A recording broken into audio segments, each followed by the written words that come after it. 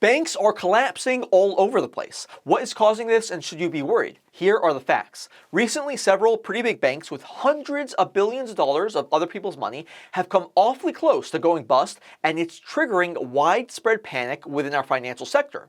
It all started with Silicon Valley Bank, or SVB, which is one of the top 20 biggest banks in America and the go-to bank for many of the big players and companies in the tech world.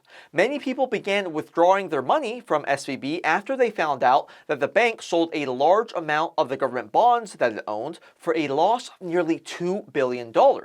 Why did SVB sell the bonds in the first place? Well, the bank was getting into a lot of financial trouble because the US government treasury bonds it owned went way down in value because, as you've probably noticed, our government has sharply raised interest rates in order to combat the inflation which they created by spending trillions of dollars in order to make up for the shutting down of our economy during the pandemic.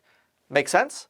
Well, since the collapse of SVB, we're now learning that there are several other banks that are holding billions of dollars of other people's money who are now in a similar financial situation.